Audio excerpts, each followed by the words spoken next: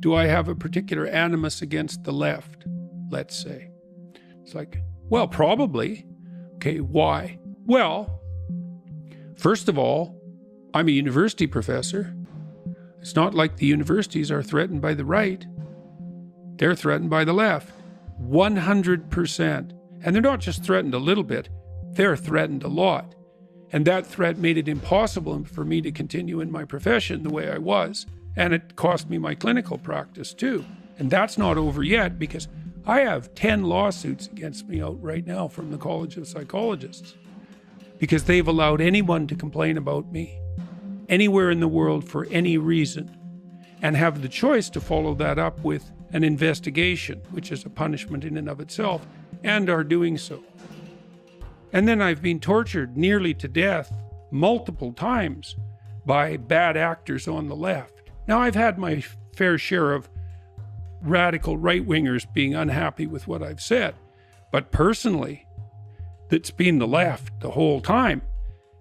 Not only me, but my family put my family at risk in a big way, and constantly, like not once or twice, because many people get canceled once or twice. But I've been canceled like 40 times. And I know like 200 people now who've been canceled. And I can tell you without doubt that it is one of the worst experiences of their life. And that's if it only happens once.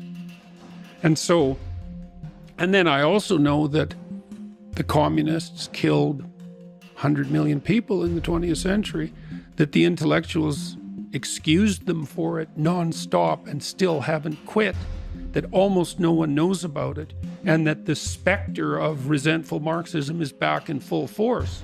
And so do I have a bit of an animus against that? Yes. Does it go too far? I don't know. I'm trying to figure that out. And then the consequence of that is that you now have to labor to prevent the catastrophes of the future. That's work. Work is sacrifice. Sacrifice of the present to the future. It's delay of gratification. It's maturity. It's sacrifice to something as well, and in the spirit of something. One of the things I've been suggesting to my audiences, it's one of the rules in my book, is that you should tell the truth, or at least you shouldn't lie. It's like, you can't tell the truth because what the hell do you know? But you cannot lie. You know, like each of us knows when we're about to utter something that isn't true. Now, sometimes maybe you're confused about it because you're ignorant and you're biased, and so you say something and it might be true and it might not be, but you're not clear about it. But sometimes it's pretty damn clear that you say something or you do something that you know perfectly well not to be true, and you do it anyways. And the proposition that Genesis puts forward is, if you act in truth, then the order you produce is good, regardless of how it appears.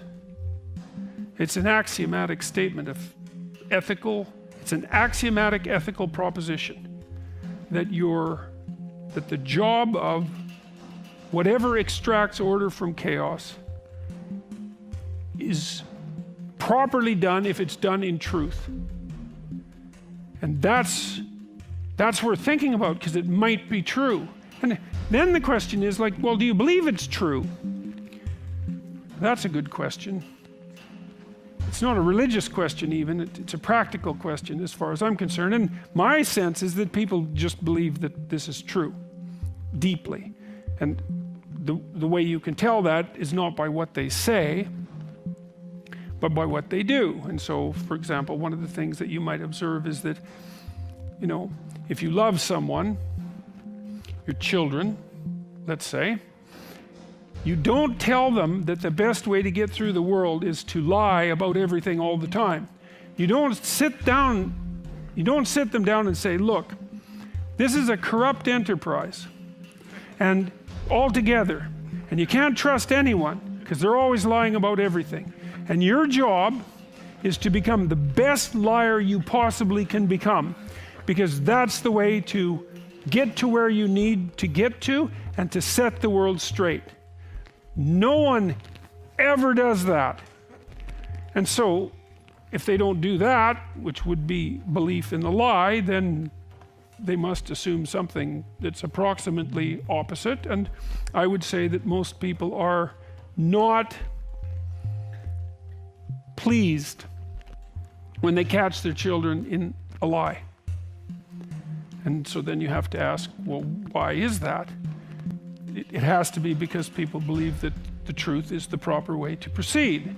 And it isn't obvious why they believe that, but it's obvious that they act as if they do believe that.